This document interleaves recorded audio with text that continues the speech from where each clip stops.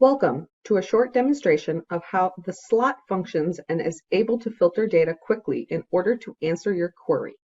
First, the SLOTT started as an Excel spreadsheet that contains the mapping data of all 588 courses that Kishwaukee College offers in their course catalog.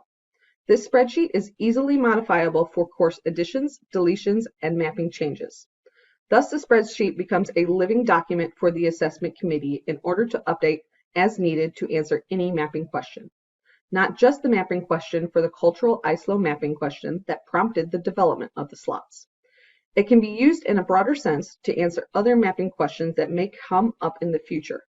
Thus, is an important tool for future gaps in the data to be addressed and remedied in order to maintain HLC accreditation. From the spreadsheet, the SLOTT dashboards were developed. The graphs between the SLOTT's pie and bar graphs were chosen. However, other graph types may also be used, are generated to visually reflect the large amount of data. In this demonstration, I will be showing you, the viewer, how the SLOTTs quickly answered some of the key questions that the assessment committee needed to be answered. In this first slot, the 4 bar graphs represent the 4 ISLOs: critical thinking, creative, communicative, and cultural competencies. The slicers that are located along the side of the bar graphs are what is used to filter the data in the 4 graphs. For example, this slot filters the ISLO mapping down to the division level. There are 3 divisions on campus that house a group of departments. So as you can see, when you click the ACS division filter, the bar graph respond to only reflect the data for that division.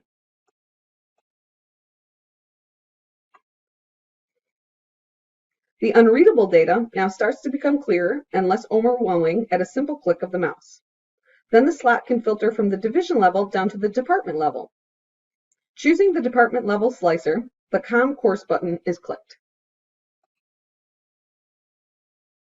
The reason to narrow this slot this way is because all certificates and degrees on campus require a COM 100 course as part of the student's program. This course is an example of a core education course, one which every student is required to take. Once this filter is chosen, the bar graph now reflects just the data for this department. Then this slot can be filtered down to the course level.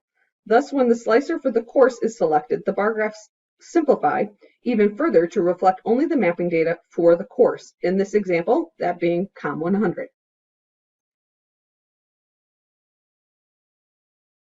The bar graph reflects the number of ISLOs that map down to this course. This shows that the cultural ISLO is mapped to 9 CSLOs within this core class. This slot helped to determine that there was enough core courses that mapped to the cultural outcomes to ensure that students are assessed for this outcome. This was the long way to answer this question because I wanted to show you all the options of this slot. But you can simply bypass the division and department if you want to filter to an exact course. For example, if you clear all the current filters and simply filter the course as shown.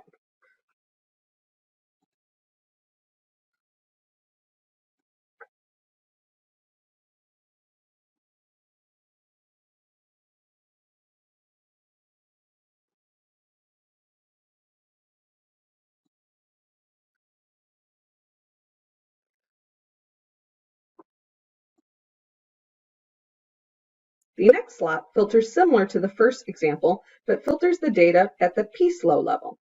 This level is also important to be able to filter core courses, as HLC requires the certificate or degree for students to be assessed for this level as well as the ISLO level. When looking at this slot, the PSLO innovation is not represented well in comparison to the other PSLOs, and this PSLO will need to be addressed in the future to ensure students are actually assessed for this PSLO. This reflects how these slots can be used to identify other gaps and what future gaps need to be addressed. The filters work the same, so if COM 100 course is selected, it filters the data to adjust the bar graphs to show the data at the PSO level for just COM 100. COM 100 maps to 1/3 of each PSLO. The third example maps to the PSLO component level, which can provide the same data at this level. This level is most important for departments during program review.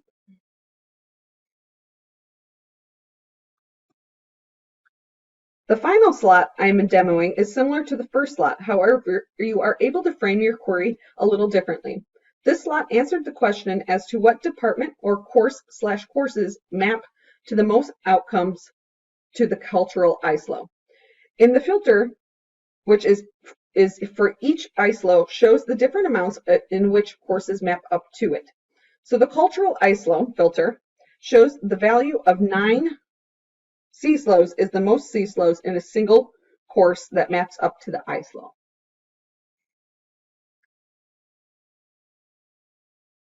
When the filter is selected, the bar graph quickly filters the data to the courses that have the most CSLOs that map to the cultural ISLO. This information became very useful in this article's particular query. All of these slots can be extended to future mapping questions and gaps. The slot has become a valuable tool for the Kishwaukee College Assessment Committee. Thank you for listening.